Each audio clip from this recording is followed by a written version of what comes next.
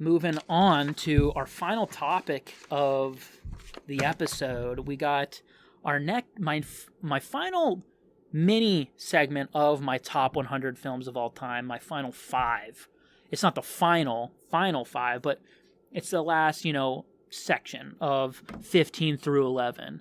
I will be doing a sort of a special episode on my top 10. We'll get into that a little bit more after I reveal my next 5. But before I do that, I like to get a little bit of a disclaimer before I reveal these for every single one of these topics. All these movies in my list have my stamp of approval, my movie magic. Obviously, it's my top 100 films of all time. My movie magic is just sort of like a certain, I don't know, like stamp of approval that I give on a film, whether I really liked it or I didn't like it. So, yeah. I'm also not going to give an in-depth review on each one of these films. I might in a future, my final 10, but here, no. And this is also it's just my opinion. It's not objective fact that these are the top 100 films of all time. Like, objectively, that's the beauty about film. Film's an art form. It's subjective. Certain people have certain tastes, and this is just my taste in film. And I hope you can agree with me. But if you don't, I would also like to see your top 5 or top 10, films in the comment section. I would really love to hear that. And I just love film so much. That's why I made this giant ass list, which may or may not change in the future. So, but I think we're getting into the territory that this isn't really going to be changing too much. Like, we're getting some heavy hitters here. So, without further ado, let's just get into it. Number 15, we got a very interesting film for me, a little bit more modern. I think it came out in 2011. Yeah, 2011. We got Nicholas Winding Refn's Drive.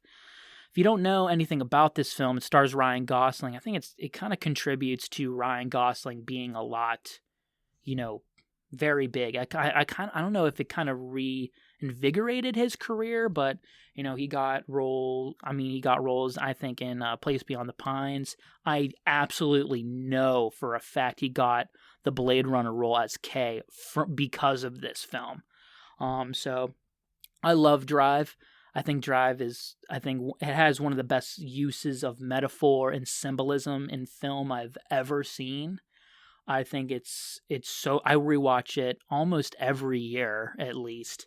Probably some of the best music, best soundtrack I've ever heard in a film. I still listen to Night Call and A Real Hero like regularly in my Spotify playlist.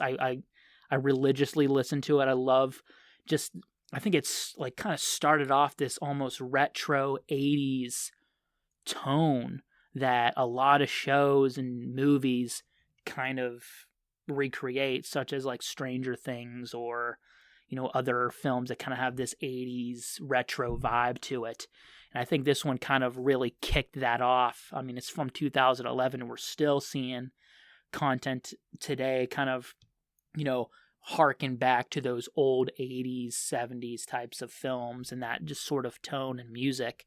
So yeah, Drive, I think, was a really big part of that. And it's just a really good movie about a guy who's done bad things but wants to be a good man at, the heart of it all, and tries to do what he thinks is the right thing to do. And sometimes it might be the wrong thing, but, I love it, and I think Ryan Gosling gives probably his best performance ever, and I think always will be his best performance. And I think it's just one of the best movies I've ever seen. So, Drive, check it out. I believe it's on Netflix. If you've never seen it, just don't go into it thinking it's a fucking action movie. This isn't fucking Fast and the Furious. It's something a lot more than that. Okay, so people who, have this like weird thing that, film is only merely entertainment, like, fuck off. So, yeah. Drive, I think, is spectacular. So, moving on to number 14, we got a classic here, 1985. I think it's Richard Linklater, right? Is the guy who directed? Yeah, no, not Richard Linklater. Robert Zemeckis. Why did I think Richard Linklater? Weird. But yeah, Robert Zemeckis' Back to the Future. The very first film. I think in my previous top 10 reveal, I say Star Wars A New Hope is the best first film in a franchise ever. That was a lie. I think Back to the Future, I think, is the best first film in a franchise ever. So, yeah. Sorry if I lied. I'm sorry. I apologize, but Back to the Future is just so good. It's a classic. I mean, there's a reason why it's fucking 96 on Rotten Tomatoes. It's phenomenal. Doc and Marty. I mean, there's a whole show, kind of like adult animation show, sort of based off of the idea of Back to the Future with Doc and Marty. You know, obviously Rick and Morty. But, yeah, I mean, it's great. I mean, the whole series is pretty great. I mean, I really like Back to the Future Part 2 as well. Part 3 is a little weird, but I still kind of enjoy it. The first Back to the Future movie is just fucking classic. I mean, you can't get anything better than that. I mean, Michael J. Fox is the best. Doc Brown is the best. I mean, come on. 1.21 gigawatts! Marty! I love this movie. I love Back to the Future. It's another, I mean, all these films I almost like watch every other year or yearly at this point. So yeah, I mean, I don't really need to say anything about Back to the Future. If you haven't seen Back to the Future, what the fuck are you watching this for? Watch Back to the Future. So anyway, so moving on to number 13, lucky number 13, we got Monty Python and the Holy Grail. My favorite Monty Python movie. It's probably my favorite comedy of all time. Incredibly quotable. It's so good. I have fault in your general direction. Your father was a hamster, and your mother smelt of elderberries. So good. I am King Arthur, King of the Britons. I move for no man. I mean, the Black Knight scene is probably one of the greatest scenes of all time. So good. 'Tis but a flesh wound. Flesh wound, your arm's off. I mean, it's incredibly quotable. It's so funny. Brilliant comedy. Still stands up today. I mean, I don't think you can get anything better than Monty Python and the Holy Grail. I think people my age haven't really watched this one that much, which is kind of crazy to me. I specifically remember, I think I was giving like a weird like presentation, like a group presentation in my college, I think, American history English class. I think it was like in somewhere, it was like 1800s American literature. And we were giving a presentation on the Salem witch trials, and I started my presentation off with the scene of the witch scene where they're, they're trying to tell if this one woman is a witch or not. And they're like, Banna, she's a witch, Banna! Like that whole scene where if she weighs the same as a duck, therefore, she's a witch, Banna! Like that whole scene. I showed that to like the class, like introducing the Salem witch trials and how ridiculous it is.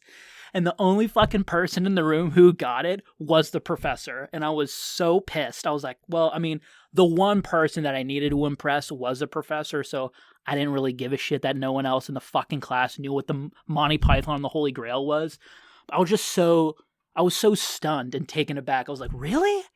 Like, this is a class of like 40 to 50 kids. And I'm like, bro, no one here has seen Monty Python and the Holy Grail.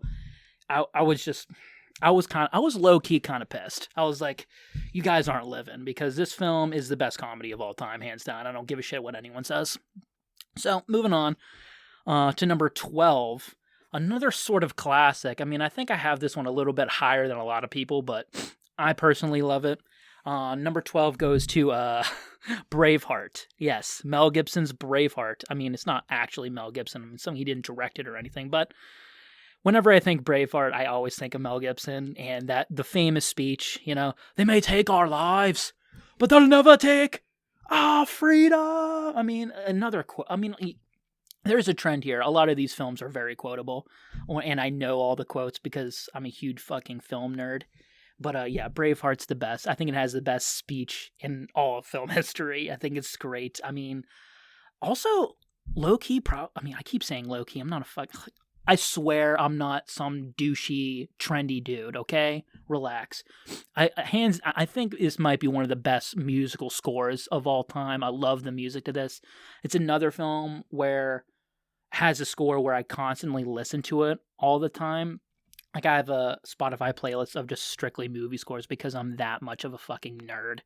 And this one is in there, obviously, up there with Gladiators, Let Them Be Free, I believe the song is called. But Braveheart's great, awesome music. It's just, also the battles are really great, you know, having all those extras together.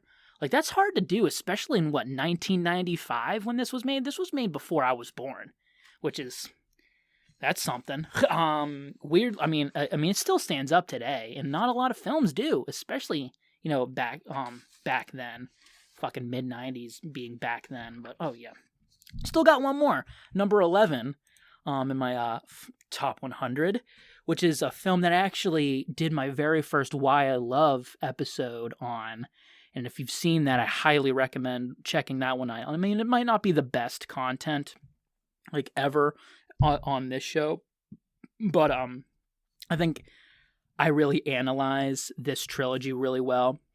And it's Unbreakable. It's the first movie, Unbreakable. I think I love Unbreakable so much. I think it has so much interesting ideas on purpose and meaning and what it's like, and finding that being like finding your true happiness is finding your true purpose in life. And I think that's a really powerful message to, you know, take from Unbreakable, along with it just being a film that was so ahead of its time. You know, it was before all these comic book movie madness. I mean, I think Tim Burton's Batman were still there, like with Michael Keaton. I mean, those I think were made before this one, but in, like, obviously the Superman films with Christopher Reeve, but like obviously Nolan's Dark Knight trilogy didn't exist. The Avengers movies didn't exist. The DC EU didn't exist. Yeah, I mean, and this was a superhero origin story, and it's just such a beautiful film. I talk about this film at length with my Why I Love episode, so I would recommend watching that if you want to hear my extensive thoughts on this film. Not only on this film, but Split and Glass, because I go through the entire trilogy and why it's so fucking awesome. So, yeah. Unbreakable, my 11th favorite film of all time. Doesn't quite get into my top 10. That may change in the future. I don't know. I mean, these films, we're getting into territory where it's kind of set in stone. My top 20 is pretty set in stone. I've thought about my top 20 a lot. So, yeah. So, again, I'm going to be revealing my final 10 in another Why I Love episode, which will probably be a little bit far down the road. So, going to be taking a little bit of a break from my top 100 films of all time list. So, yeah, I mean, I'm sorry about that, but I kind of want to watch all my top 10 films again so I can talk about them more at length in a full episode. I'm going to be dedicating a full episode on my top 100. I'm going to be pretty much talking about all, not really going to be reviewing all of them because I love all of them. Like, I mean, it's my top 10 films of all time. It's obviously I'm going to love all of them. But I'm going to be talking about why I love them so much and why it kind of contributes to why I love film so much. So I think that's going to be a pretty special episode. I'm going to be working on that for a little bit. Hello there. I hope you enjoyed that video. If you're unfamiliar with this channel, this is Nerd Out Sanctuary. I'm your host, Michael. What do I talk about, you say? Well, I talk about anything nerdy. So that's movies, video games, TV shows, comic books every once in a while. Books, maybe not, I don't know. Anything that I feel like talking about. I'm a huge nerd. I hope you're a huge nerd, and I hope we can enjoy our nerdiness together here. This is a full audio podcast available on iTunes, Spotify, Google Podcasts, the major podcast platforms. So consider going over to those and checking out the full version of the episode. and other past episodes, please leave me a review and subscribe on those platforms. If you don't want to do that, clipped, shorter versions of those full episodes will be posted here on YouTube. So consider subscribing and liking the videos for more to support me and future content that I will be producing in the future on nerdy stuff. So yeah, thank you, and see you on the next one.